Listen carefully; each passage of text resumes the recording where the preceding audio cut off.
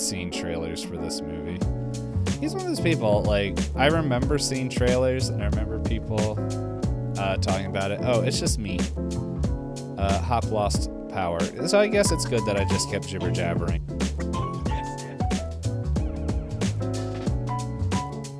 Hey everyone, welcome to another episode of Pointless Discourse with myself, Hoppocalypse, and Itisdpayne. We watched a movie that was from the wheel. I don't have everything, but what is the deal?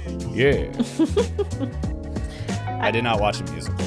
I was gonna say, was that an intro to anything? But I guess not. No, it was just like, I was trying to think of something funny to say, and that's what my brain decided to spit out. That's very fair. But yes, as you mentioned, the good old wheel.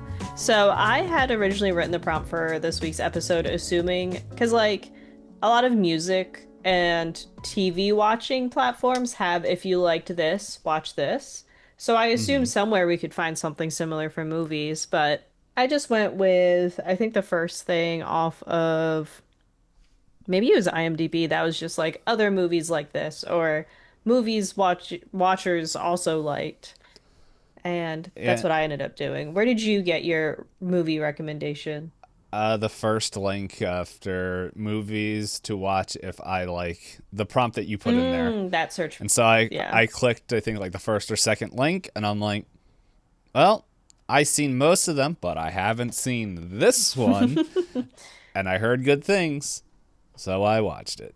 Yeah. So I think when it comes to me yapping about my movie, I think I might end up doing an accidental compare and contrast essay because I can see why you would be convinced to watch the movie I ended up watching, but I don't think it's a good recommendation.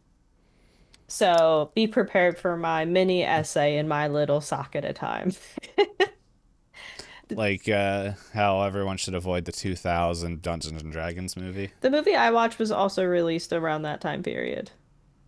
What was my movie released? I think mine was released in 97. So it 97 was a pretty decent year. But this movie feels... Did you watch 12 Monkeys? No. You don't even know what my favorite movie was that I picked. Yeah, because you didn't tell me. Secrets. I keep them. Can you guess what mine was? A Jim Henson movie. Yeah, technically you would be right. Sorry, we've been recording podcasts for a long time. I'm pretty sure you could guess which movie I would have picked anyway. Oh, man. Like, if I wasn't on the spot, I would have been like, how about, I don't know. And then but like, as soon as there's a mic and it's like, you could probably guess it, my brain's like, I don't remember anything that you liked. Suddenly I know nothing. Yeah, this is why I almost failed high school, middle school, and probably the last few years of elementary school, because I'm a terrible test taker. My movie came out in 2009. Okay. So, yeah. Let's see. Trying to think. Favorite movie. Moonrise Kingdom. No, that was your joke from last episode. Yeah, well, I'm recycling. It's good for the environment. Do you want a hint? Sure. I will say, I think we've watched this movie twice now for Oh, the wait, podcast. was it The Thing? No, close. Alien. Yeah. I'd say Alien's like, probably my favorite movie. I found out The Thing is they're doing some special release thing. I don't know if it's a theater run where they're showing like some interviews with Carpenter and the cast and all that stuff. I keep seeing ads for it on Instagram. I think it's limited run. Let me see if I can look it up as well. The Thing No, that's 2024. Oh, limited run. The Thing expanded. Let's see what that is. Yeah. A documentary, limited run collectibles, and your name in the film credits. Oh, okay. I don't want to order something. No, I just thought it was a fun thing in to go see at the movies, but I don't know. It would make sense why I kept. Well, I don't know. I keep getting ads for the new Pixar movie. It begins.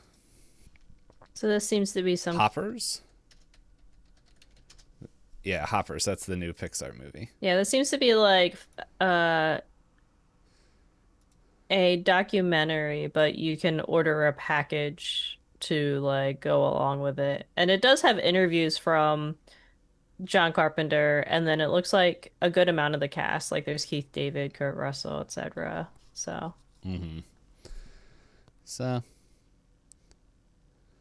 yeah, I don't know. I didn't know if it was like doing a run in theaters, and I was like, that would be something fun to go watch.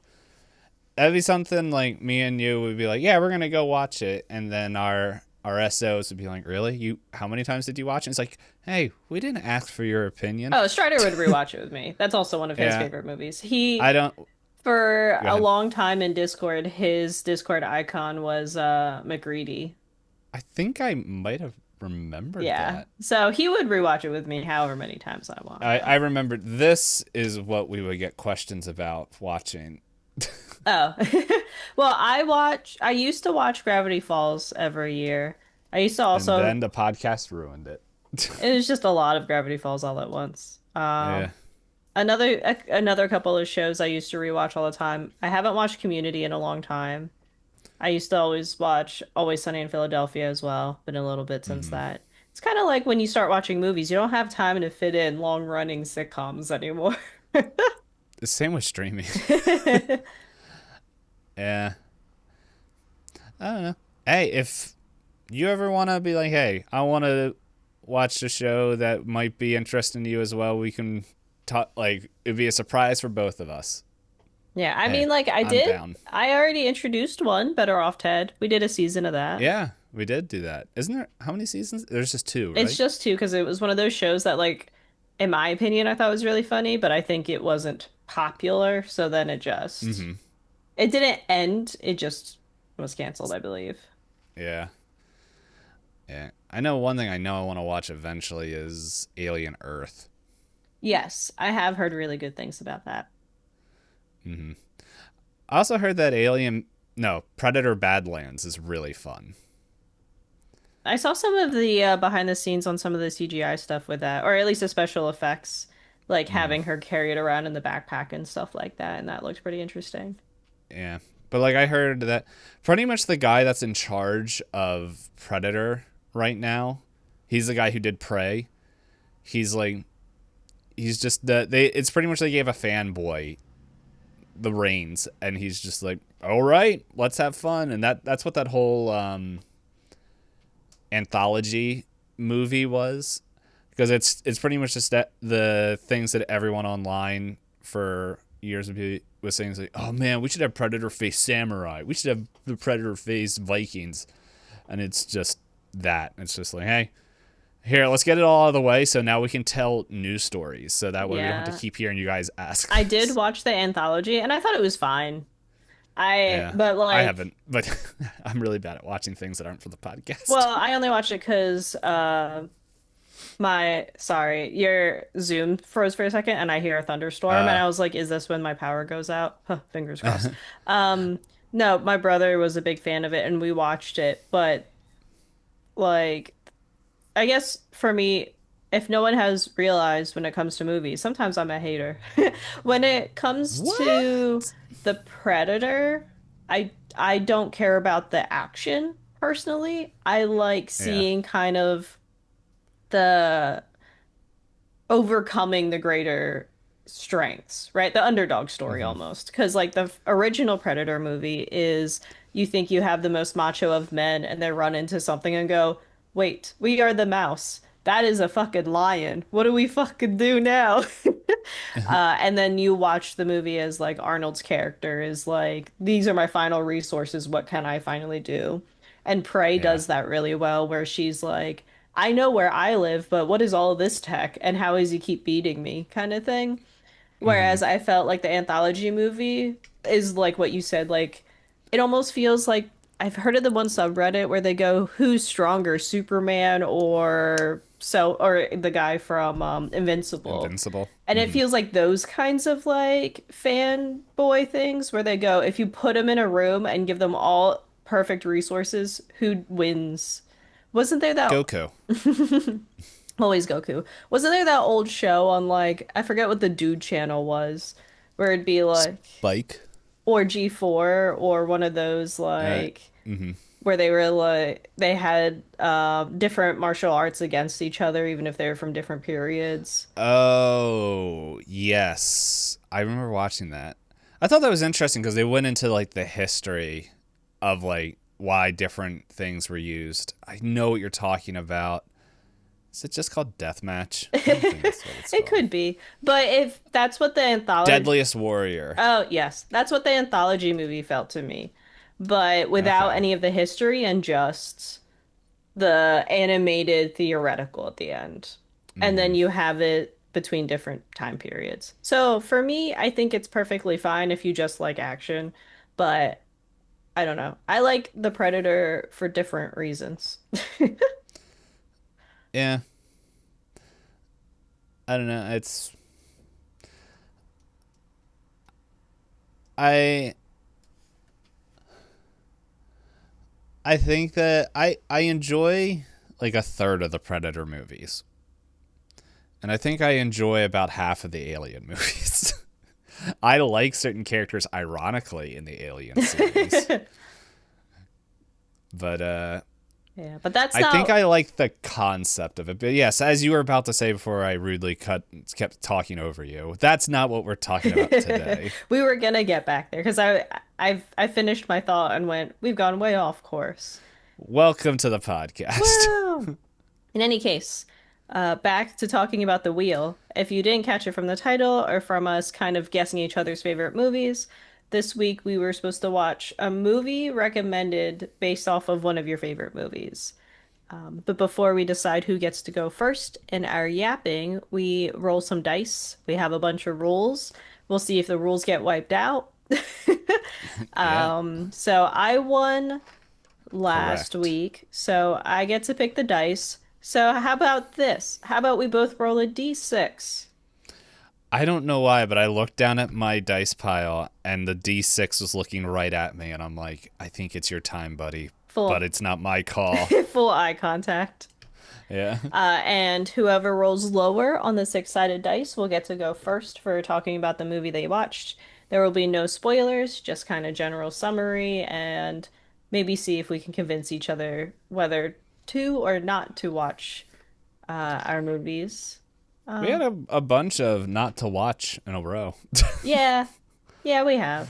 It happens. We done it to ourselves. But yeah, we roll dice because we play a lot of tabletop role playing games and board games, so another excuse to roll dice is always welcome, especially me being me who buys fancy dice. I haven't bought fancy dice in a while. I've behaved.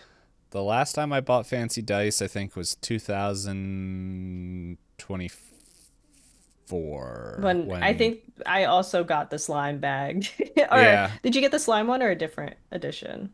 No, I got the The slime back slime because bag. you were the one that told me about it. And then every year I kind of walk back and just see if they're doing that. And then I'm like, oh, they're not giving away dice. I don't care. Yeah.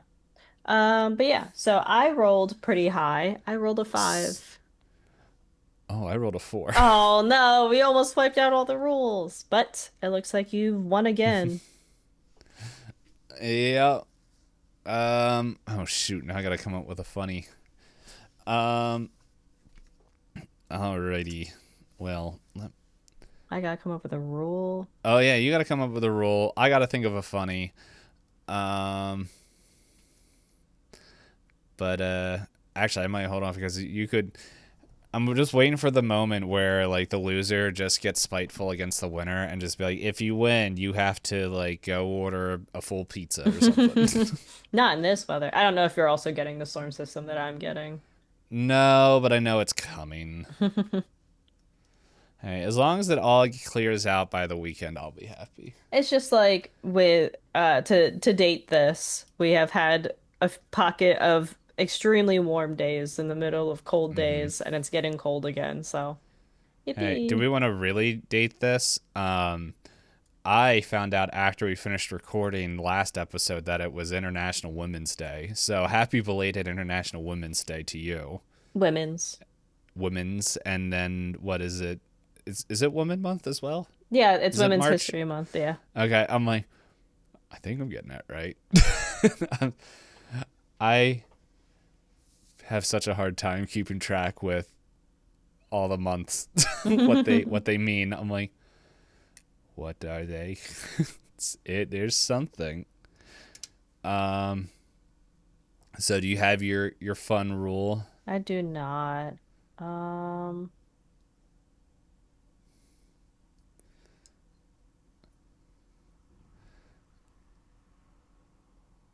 Let's see if we can help you think of something. I will say keywords until something pops up. If one finger scratches nose. okay. I wrote the Must. loser can choose to respin the wheel. Okay. So like if it doesn't feel like a movie that the loser feels like watching, they can choose they get one free spin. Can we stack them?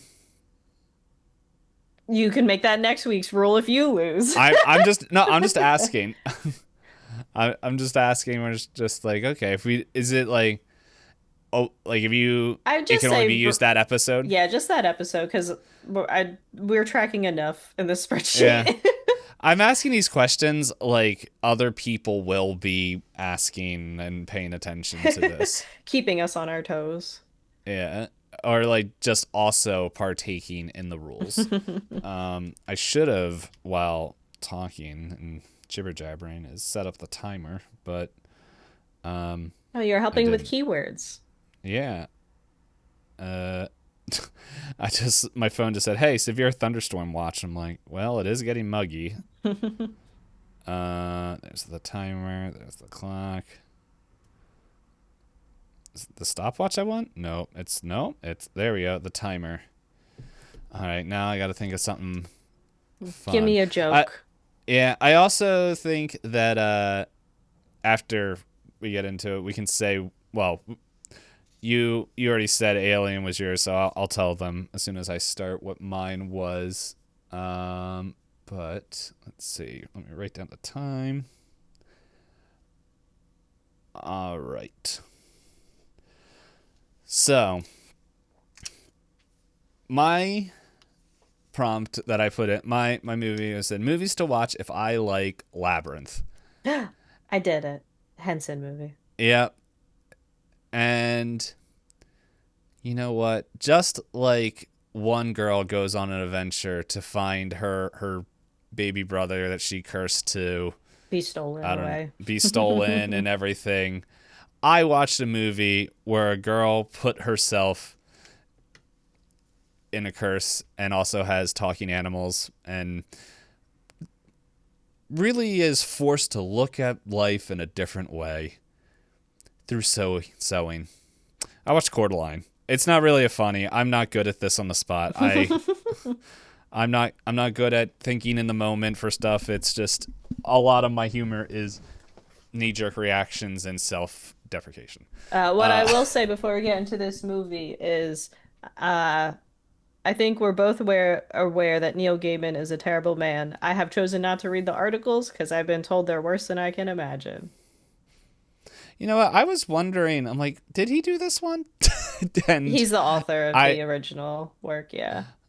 because like I was like, I wonder, and then I didn't think about it until I was like halfway through the movie, and I'm like, I'm like, I thought I remember seeing an interview with him, and then I'm like sitting here and just see it right here in the Wikipedia novella written by Neil Gaiman. How do you pronounce his last name?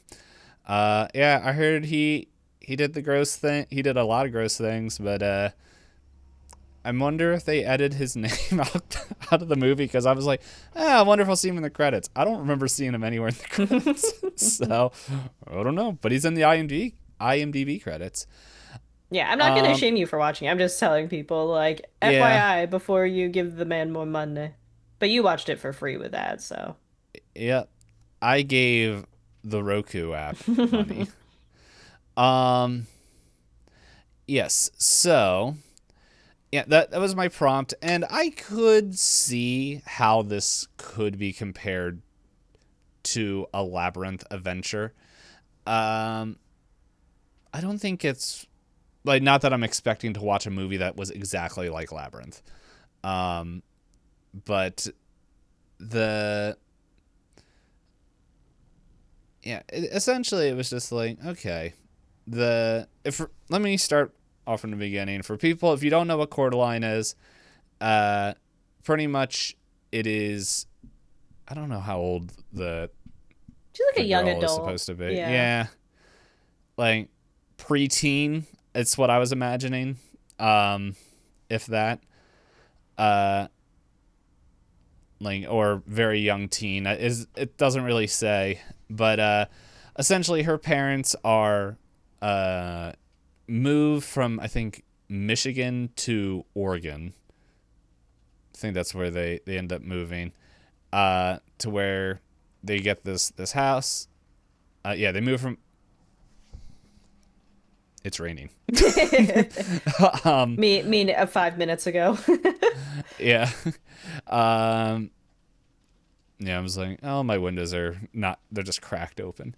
Um, yeah, so yeah, I was right. So they moved from Pontiac, Michigan to Ashland, Oregon. Does that matter? Absolutely not.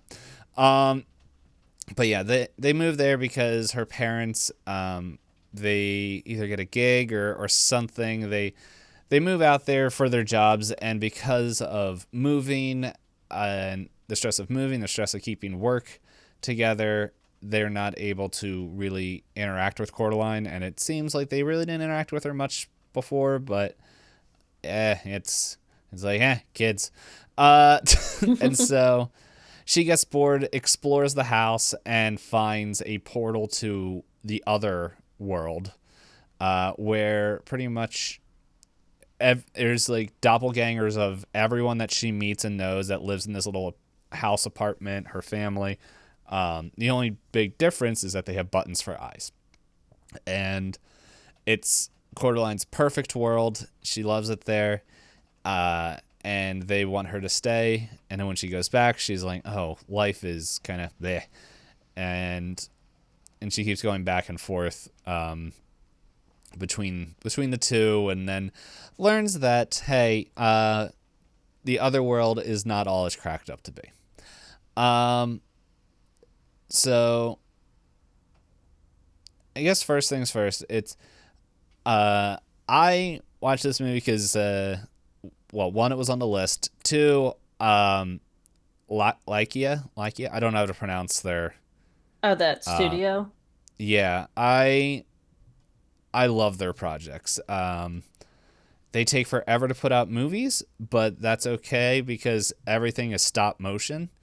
So it's, for people who don't know, it's like you set up the whole shot, take a picture, move everything a bit, and take another picture. They do this whole thing. Like, some famous examples of stop motion would be Nightmare Before Christmas, Wallace and Gromit. Pretty sure there's another one that I'm forgetting, but hey, it is what it is. Yeah, so they pretty much, all their movies are that, and I've seen a bunch of them. Oh, apparently Coraline was their first, which it looks really good. But then they got Paranorman, Box Trolls, Kubo and the Two Strings, Missing Link, and Wildwood. Oh no, Wildwood that's coming out this year. Another. Yeah. Yeah, so their last one was in 2019. This one is coming out in 2026. So they definitely take their time making their movies, but like I've seen most of them. I've seen Paranorman, which that one's really good. Box Trolls I thought was really fun. I own Kubo and the Two Strings, and The Missing Link I would like to see. I just haven't got to it yet. Yeah, so that's what kind of called me to it, is that I like animation, and this is just a style of animation that I see, just due to the amount of work it takes to do, it's eventually going to die out, because it's not something that can, like, people can You can't really imitate it. mass produce it. Yeah. Yeah, you can't mass produce it, but people can imitate it with CGI and with my great disdain of how people are using what is called AI to create things, I could see people doing that, making a mockery of it. If anyone's wondering how I feel about that, but yeah, Lakia is like the last kind of that I know of that is doing stop motion, and it's like I really hope there's another. I hope they inspire more artists to do stuff like this, and that there will be companies that do that. Who did Fantastic Mr. Fox? Um, Because they have that. I think whoever did yeah, that studio also did Isle of Dogs. yeah, that might have just been Wes Anderson. Uh, Oh, he didn't go through a studio to help him animate. no, it looks. Oh, it looks like 20th Century Fox Yeah, Animation. yeah. Okay, that's all. Um, so yeah, because I think if I remember correctly, Wes Anderson likes doing that style of art. Even though I'm not a big fan of his movies, I'm like, hey, if he's gonna push that a little bit. But it sounds like he did a couple of these other movies to fund That, yeah. Fantastic Mr. Fox and Isle of Dogs. But anyway, since we were like, hey, let's find a movie. If you like this movie, watch this one. I will say like the worlds are magical. The both Sarah and Cordeline, as they kind of go an adventure in these fantastical worlds.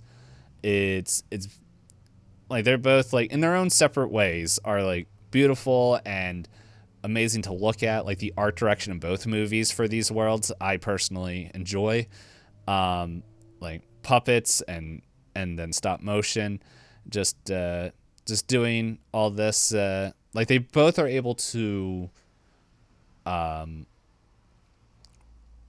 convey like this magic on screen. And one I think is a little bit more believable because stop motion it is still an animation compared to Labyrinth, where you got real people with puppets.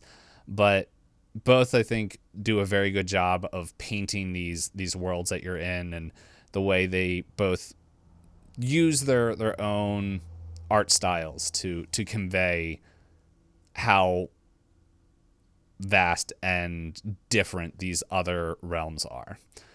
I also think that Sarah and Cordeline, not that they're the same character, but they both are like very not persistent.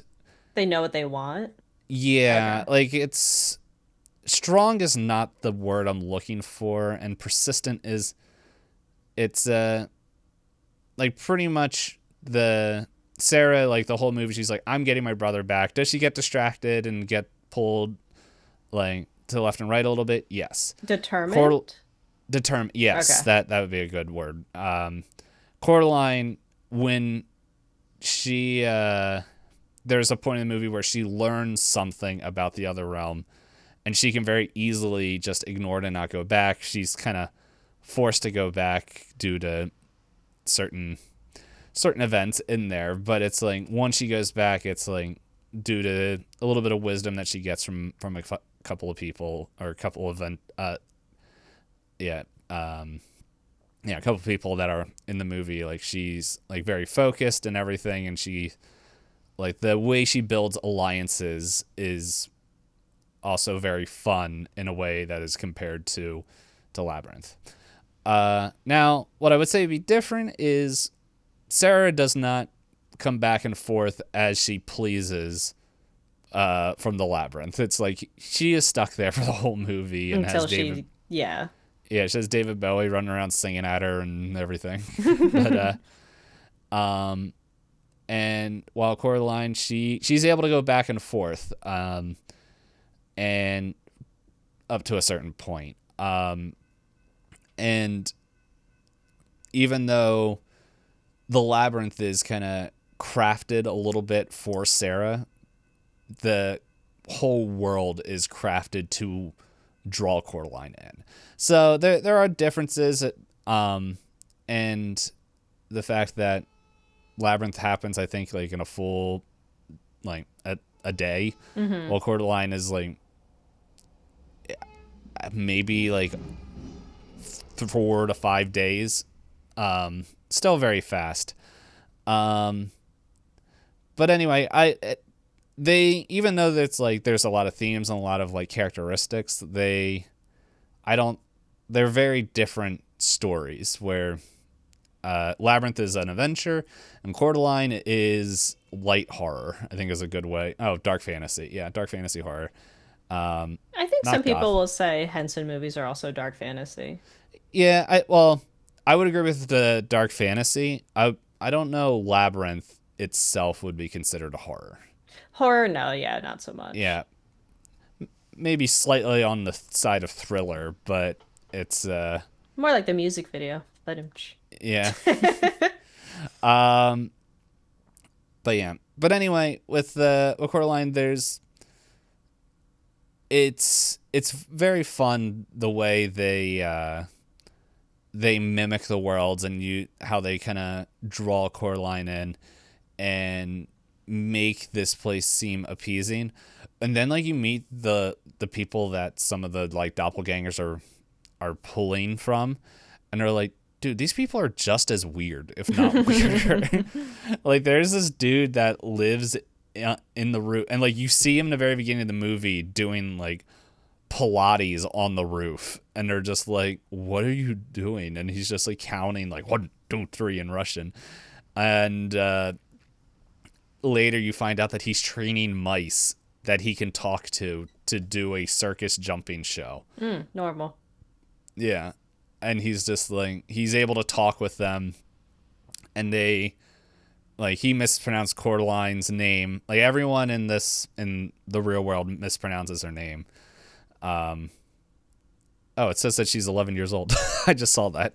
But yeah, but like the mice are like telling her to be like careful, but it's through him, and he's just like, oh yeah, it was like they said Caroline, and it's like, my name's Coraline. It's like, Caroline, you have to be careful. There's a dangerous monster coming after you. And it's like, my name's Coraline.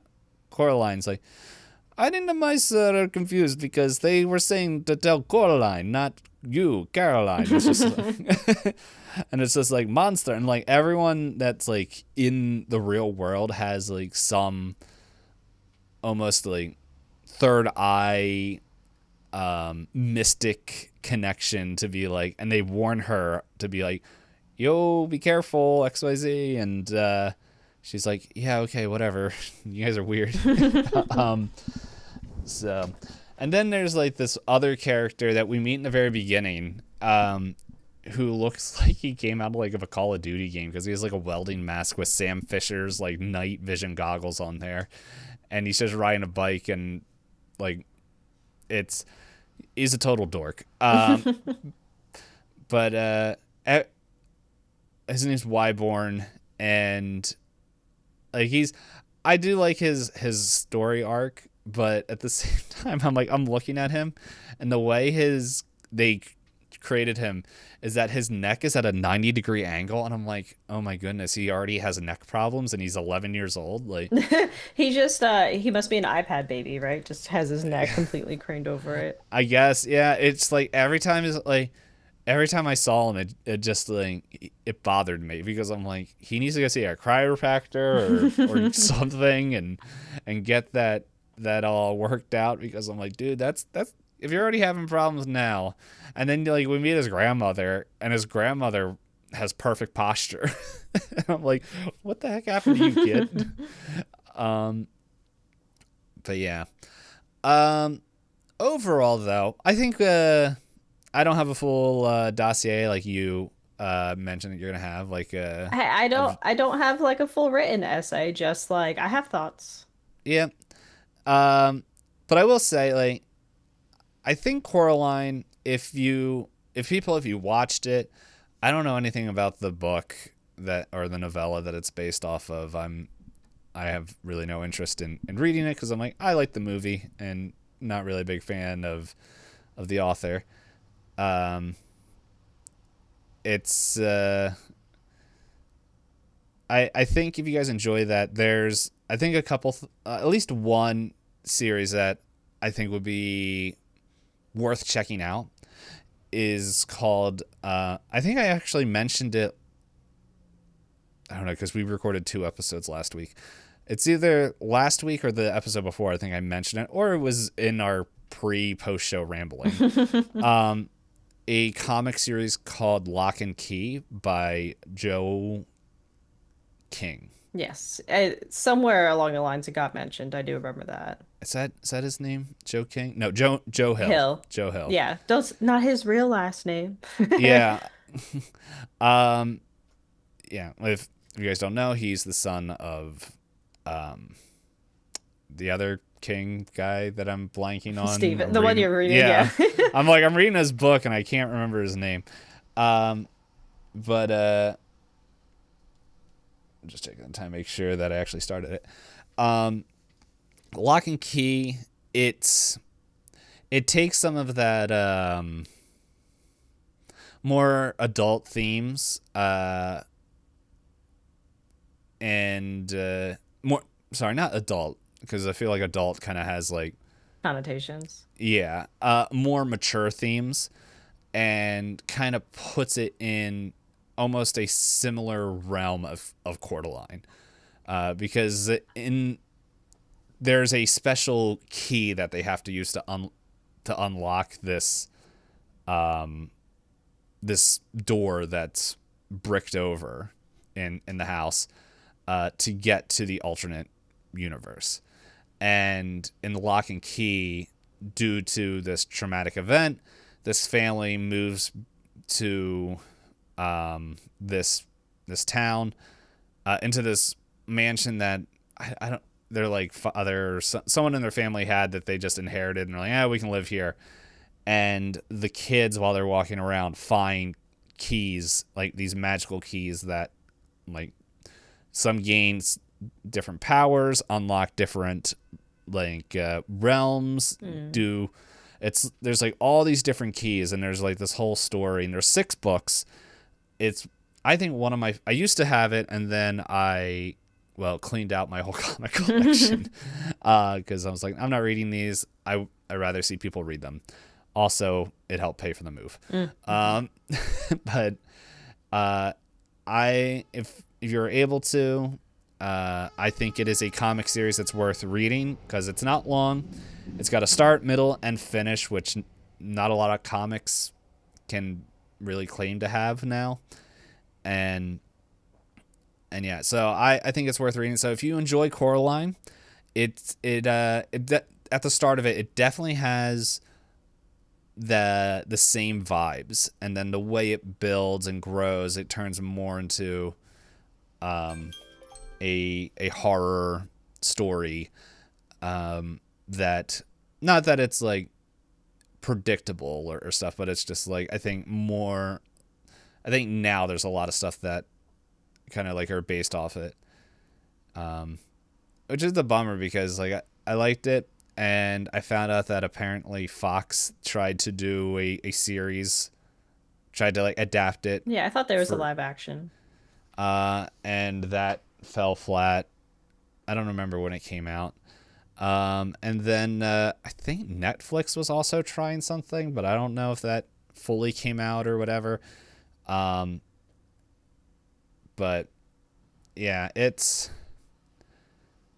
I will say, and I think I've read through it 2 or 3 times. It is worth checking out, and my time is up. But overall, Coraline, the movie, it was fun. I don't know how long of a movie it was. Let's see if I go to IMDb, it might tell me. An hour 40 minutes, and I think about like 10 minutes of that are credits. So not bad. Yeah, about an hour and a half, and yeah, overall was it predictable? Yes. Was it fun? Yes. And now It be you turn. It'd be my turn as I try to get my yawn out. All right, let me know when the timer is going. I'm gonna give myself a bit of a stretch. Yeah. Mm. It will start whenever you are ready. All right, so yeah, as I mentioned in the beginning of the episode, my favorite movie is Alien. So I went through, and this is a movie I've seen like the name of before. And I can understand why it might be recommended or why people tend to watch it. I watched Event Horizon. I love that movie. I I think it's just not for me. I is okay. I want to make sure I'm thinking of this. Is that the one that they go fight Satan in space? Sort of. Okay, yeah. Like, okay. So I'll start I yeah. Go ahead. I'll start off by saying I can see the similarities. Like there are certain things from it that I can see visually and plot-wise is very similar to Alien. You have a crew woken up out of their stasis, told that there's a rescue beacon, and they're like, "Oh, we don't want to have to go deal with something because we're supposed to be going home, but I guess we have to do this rescue beacon." The only difference is rather than them waking up and having zero information, they wake up with a doctor in tow, and the doctor is the same actor as the one guy from Jurassic Park. He's a doctor in both movies. Um, so Sam Neill. yes, I believe so. So yeah, I'm so not looking at the IMDb. yeah, so he ends up like on the crew, and he claims he's like this engineer slash, but he has his doctorate, so he goes by doctor. Has a lot of scientific information and everything like that, and he's kind of guiding the crew along this rescue mission. So that's one of the few differences. But then, yeah, there's some scenes where they're walking through hallways. I'm like, this feels like when they're looking at the eggs in Alien, except it was like on a different ship. The layouts of the ship feel like not too different, and some of the hijinks that goes on feel similar. But I'd say that's about where it ends because I will say none of the vibes are there. Like, kind of like what I was saying with Predator in the beginning of this episode, some like horror things that I really like kind of tend to do with it can be interpreted in different ways, right? Like some people are scared of Alien because it's a big creature. Some people are scared of Alien because it's isolation. Some people are scared of Alien because it's like you feel helpless in a situation, right? Like there's different layers to it. Mm-hmm. Um, Event Horizon just kept showing me things, and I was just like, it was so fast paced. So, in the reason I brought up like it came out in a similar time period as the D&D movie, this movie, in my opinion, struggled with fitting too much in too short of a time. And I ended up looking at the Wikipedia, and it does describe how the original people working on the movie were upset because I believe it says that it was rushed out because Titanic was coming out and people wanted to give all the money and time to Titanic. And they're like, oh, we already have this, just like push it out. And then it got super heavily edited and it kept getting rewritten. And then by the end of it, it wasn't like the original vision. But there Mm-hmm. is a quote on the Wikipedia explaining that in production, um, the initial reaction to the script, blah blah blah, bore striking resemblance to Alien 1979. One of the producers said it was terrific but very dense. So, I believe Anderson is the director. Yeah, director. He didn't want to just make another Alien movie, so he decided to like added a bunch of other stuff, which I understand, right? You don't want to like copy a movie one for one. But I think he kind of like put too many horror elements because he even like wrote he wanted to do a haunted house movie, but in space Mm-hmm. and took things from like The Haunting and The Shining because there's like suspense and there's clearly evil creatures and all this other stuff. But I think it like did a little too much in too many places. Because rather than having like, which I know I say like they fit too much in too short of a movie. Alien is also not actually that long of a movie, but Alien is paced in a way where I think the way I like to think of Alien, you do feel like you're kind of part of the crew. Like you're in the way that you talked about offline I think it was offline, but the book you're reading right now, you're like learning things as the characters are learning them. Yeah. I feel like with the pacing in Event Horizon, they were trying to do that, but it's squeezed in such a tight time frame for the amount of information they want to give the viewer that there are some dialogues where they're talking over each other almost. So someone was like, "I'm doing DNA scans to see if there's anyone alive on the ship," and then the captain's like, "So where are they?" And she goes, "I don't know yet." Like it's that like fast. Rather than I felt like an Alien, you have that slow pondering where you're sitting there going, weird. There's no life scans on the ship. Why is there a distress beacon? And then you're given time to think about that in the same way that the actual crew member is. But in Event Horizon, they're all just like, what's this? What's that? Answer this, answer that. And it's just really like, it's so condensed and so fast that I felt anxious, but not because I was scared, but because I was like, the information they're throwing at me, it's too much. And then in my personal opinion, I think they do the horror movie problem where they show you the scary thing literally in the first second of the movie. So then what am I to be scared of for the rest of the movie? Because then I'm anticipating that I'm going to see it versus letting it reveal itself. But you're not wrong about it being Satan in space, except rather than it necessarily being Satan in space, it's I do agree conceptually it's really cool because conceptually it's that science has gone too far and that the ship itself is kind of the antagonist. Not to like trying not to fully spoil it, but it's more like rather than there being Satan himself, the ship is kind of messing with people. Yeah.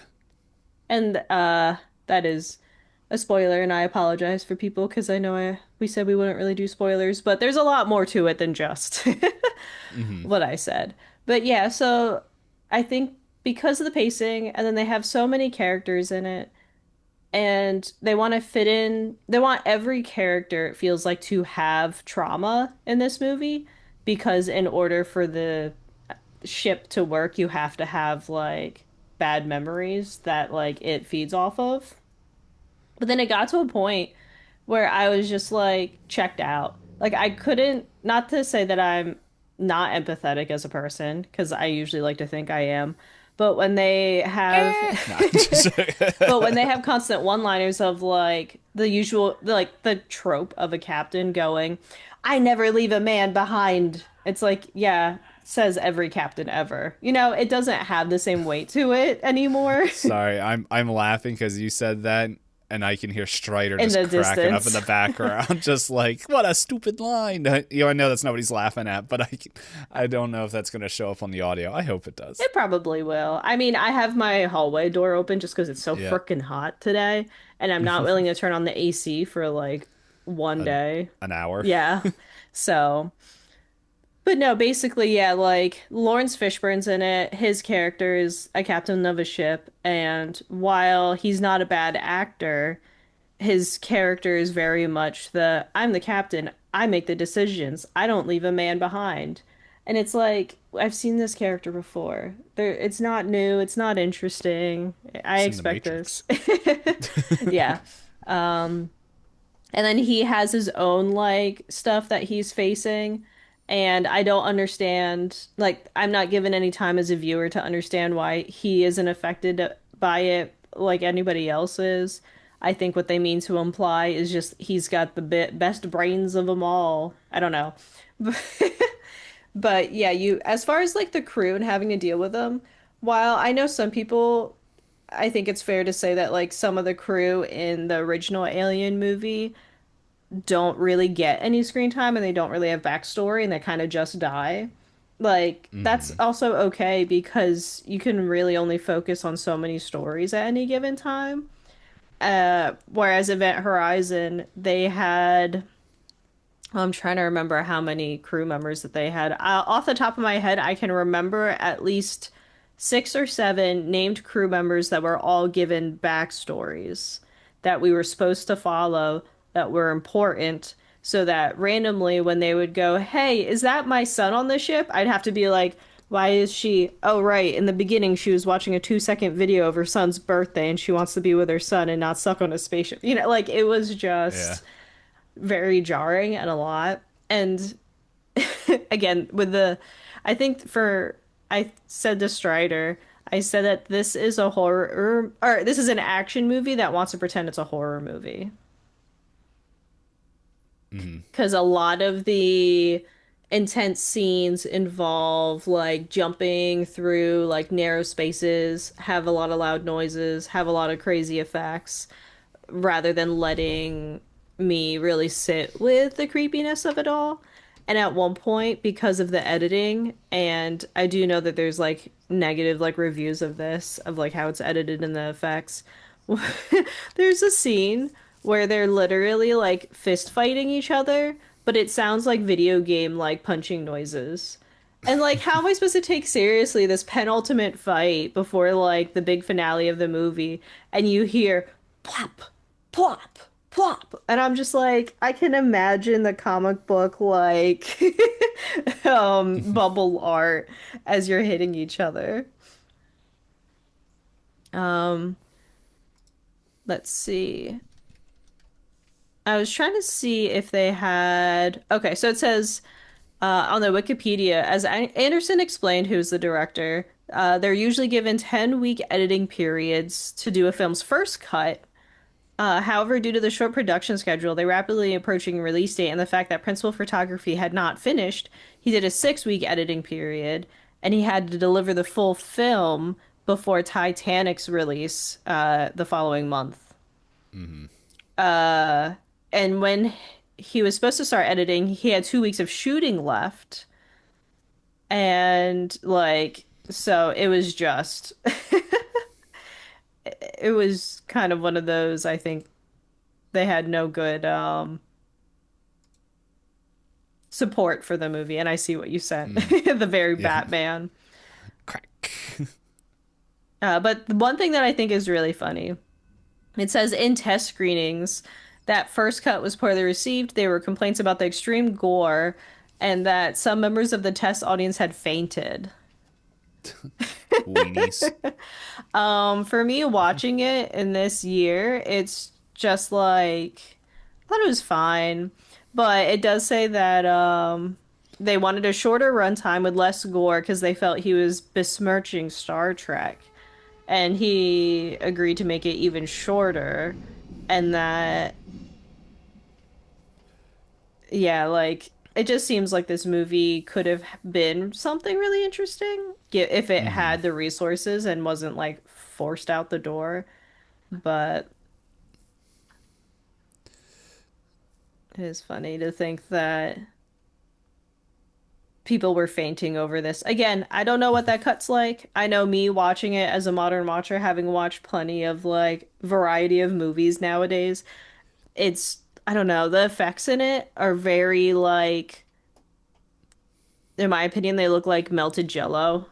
Like Hmm. there's a character and his mouth is open and he's bleeding out his mouth, but it looks like he just bit into like a little jello pack and it's like slowly oozing.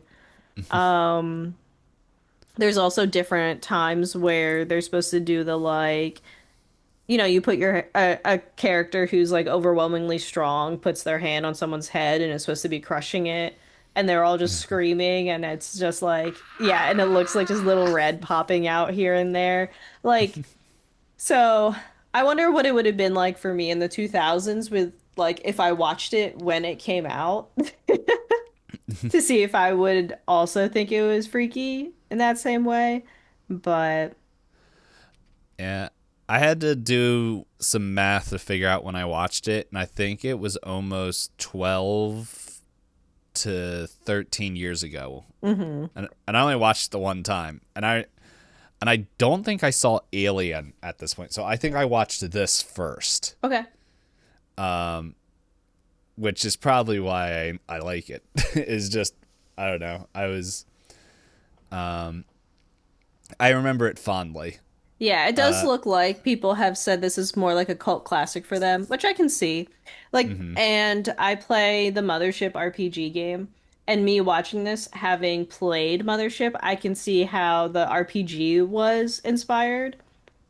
because Yeah. I've definitely played like pre-written scenarios where I am that random crew that randomly ends up on this ship, and then everything is more action and then with creepy imagery versus like, what I prefer out of like, I guess when I think of something recommended, like, oh, if you like Alien, watch this. I'm hoping for something that feels like Hmm. a horror movie. And also the poster does say infinite space, infinite terror. So again, I would hope for a horror. True. I something a little bit different, more about Paul Anderson. Um, I didn't realize how many of his movies I watched. Yeah, I did see that he was like, so I love the 1995 Mortal Kombat. Yeah, And I I didn't realize guess he did that. on the Wikipedia, they were like, can you do more Mortal Kombat? He's like, no, I want to do a rated R movie. And then that's how he got Event Horizon to be his next like thing. It looks like he did the Resident Evil movies. Yeah, he did the Resident Evil movies, which I watched. I think his pretty much his whole run. We did watch AVP and we did have Yeah, opinions. I watched that. Actually, I don't know if I watched Resident Evil: The Final Chapter, 2016. I might have. I can't remember. I don't know. It's not that important. Sorry, But I like. So you said you watch a lot of his movies, and I like his reception on his Wikipedia. The first sentence, critical reception to Anderson's films was largely negative. yep. But it's like just a big old nerd. If you look at like the director stuff that he's did, it's the majority Resident Evil. He did the Monster Hunter movie that came out. There's a movie that came out last year called In the Lost Lands, which I have no clue what that is. Scroll But it down. looks, Oh, I've seen trailers for this. This is not something that I think I'm into. You know what? His list of movies makes sense to me now. Like the movies that he's come out with. The thing that made me chuckle is if you scroll down to his reception, it has his average percentages across his movies. oh, on a Wikipedia. Yeah, if you go to his Wikipedia. Let me see if I can send you a quick link. Oh, I'm here. I'm Okay. already there. The percentages. Not one with a Rotten Tomatoes over 47%, and that was Mortal Kombat. Yeah. Monster Hunter was pretty close. hmm Not a box office win for him though. Like Yeah. Mortal Kombat did really well in the box office, and after that, he's Resident Evil made him money. Yeah. The Resident Evil, I also contribute a little bit to kind of the same thing that my brain is blanking on, like how X-Men was like kind of one of the first thing. I feel like Resident Evil was one of the first kind of like one of the first kind of like I guess M-rated video games that was starting to get screen adaptation in America Yeah, I can see that. with live action. hmm And so it's one of those things where I'm like, are they good movies? No. Do I enjoy them? Yes. Yeah, so I can see him as a director is probably like you said, like he's just a fan of a lot of different media. He might not be Yeah. the best at translating it, but it's enough to get like fans of the franchise to like at least find things that they like in Yeah. it. Like Death Race, I remember watching the first one. I didn't watch the second one. And that's actually based off of a very old, I say very old, but it's like maybe like somewhere between the 70s and 80s movie, I think, of something very similar. And I thought the concept of Death Race was fun. And like at the time, like I think he's just one of those guys that like he makes kind of just brain dead, and I don't say this in like a negative way, because I think there's some movies that are just good to shut off the brain for, and I think a lot of his movies are just like, hey, it's just turn off brain, enjoy the ride, action thrillers. Don't And think too much about it. yeah, because like Death Race is like that. It's got Jason Statham just like, hey, yeah, here, look at my shirt, it's off. I used to swim. And then Resident Evil, where it's like, hey, Resident Evil, I feel like he played the games and then just cherry picked his favorite things from between 1 to 3, and maybe Code Veronica. I don't know if Code Veronica ever really makes a real appearance, but like after Resident Evil 1, it kind of starts taking his own kind of spin, which it's just like, it is what it is. It's like it's something different. AVP, you guys can go back and listen to the episode for that one. I don't know what Three Musketeers is. I'm like, I know what the Three Musketeers are, but I'm like, I don't know if I ever watched that movie. Let's see. Oh, I gotta go to director. Yeah, so there's a reason he didn't make it on the director list. I don't know what Soldier is either. Oh, and time's up. I felt like I took the last 3 minutes of your thingy. Oh, I remember seeing trailers for this movie. He's one of those people, like, I remember seeing trailers, and I remember people talking about it. Oh, it's just me. Hop lost power. So I guess it's good that I just kept jibber-jabbering. Hello. Welcome back. I don't know what's gonna happen with Audacity. I tried to recover it. Do you want me to start a new recording or just? I'll just pull your audio from the Zoom. So. Okay. All right. I don't think I have any other thoughts. Do you want me to just go ahead and spin the wheel while I still have internet and power? Yeah. Give me a couple seconds, and then I'm just gonna clap so that way I can find the audio. Yeah. So. Okay. Right. 3, 2, 1. While you were gone, I was wondering if Paul Anderson was married to Mila Jovovich because she's in every single one of his movies, and then I found out they are. Plot twist. Yep. Wait. Sorry, I was trying to open OBS and it was like, it's already running. I'm like, uh-oh. Probably from the recovery and everything from my PC just going bloop. Yep. Oh no, it's starting up. So.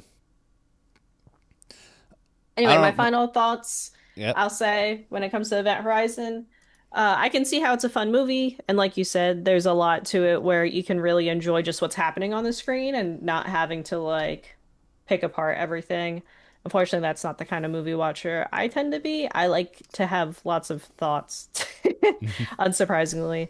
But I can see why, if you like Alien, this tends to be a movie that lists will say is like adjacent. It's very much crew on a spaceship, creepy things happening. Do we make it out alive? Yeah. Just a pretty different take on it. And I could definitely see the phrasing where he was thinking of it more as a haunted house. It definitely has more that kind of horror to it versus kind of more of the subdued stuff in Alien. But I will say, if I'm not saying that it's like Alien, but I think to what I remember it being, I think this was a pretty decent spaceship horror movie. Pandorium. Okay. It's not rated the highest on IMDb. Here, I can send you the link. But I do remember, I thought it was fun from what I remember watching it. The poster does have a little creature. Yes. Now I will say it was a while ago, so please it's the Cell all over again. I don't know. I know it's not like the Cell. But it's like, yeah, but that's something like, because it came out in 2009. I think I saw it like maybe 2013, maybe somewhere around there. I don't know. With anything that I know that I haven't watched for like 10 years, I'm like, just do a little research to make sure that like me watching movies back poorly. Yeah. Me watching movies in my early 20s and late teens is very different than me watching into my mid 30s. I have different opinions, but it's just I do remember it being a fun kind of like action horror-y kind of film. That's fair. Yeah, I know Strider, he mentioned, he's like, did you look up the movie Abyss? I was like, no. And he's like, oh, that's a fun movie. And that one seemed to have some better reception to it. But again, Yeah. I remember hearing about it. I haven't watched it though. But yes, I am writing down the time for the the wheel. wheel. Good thing my power didn't stay off too long, so we could at Yeah, least have our next prompt. true. So, I was about to say like, oh man, it'd be good if you just like maybe you can roll it and all if like no, we didn't have to come back on, I'll just say it. But right. So I am recording and spinning now. we got the wheel. It's spinning just like the power. Yeah. No, not again. All right. So our next prompt is a 2025 award-winning film. Oh. Well, that we don't need a list for that. We can find, yeah, we can figure that out on our own. Yeah. So, Are you looking up a list for yourself no, right I'm now? trying to find it on the list because we have a couple things with the year 2025 on it. Yeah, Okay, that's very right fair. there. Yeah, it's 2025. Yeah, so I'll the only downside is I'm pretty sure I'm going to have to run. Well, I don't know, Canopy sometimes has these things. Canopy or the library. Yeah. But yeah, so join us next week, where hopefully we'll have a lot more power. And Who's this we? It's just me. It's just me. hey, it's a team effort. When you it was funny because the Zoom call is on this monitor, and I don't look at this monitor. Like whenever I do like TTRPGs, record this podcast, Zoom is just on this other monitor, and I don't look at it at all. Hmm. So it's like every once in a while I'll look over. Like if people see me look to the left, that means I'm like looking at Zoom or Discord or something, the Audacity to make sure everything's going. I was just talking about Paul Anderson or something, and I'm like, oh man. And then the timer was like, oh, sorry, I took up like the last 2 minutes of your time. And then I looked over and you're like, my power just went out. And I'm like, oh, you're not moving. So I don't know where I'll cut off the rambling, but anyway, thank you everybody, and join us next week for some award-winning films. Until next time.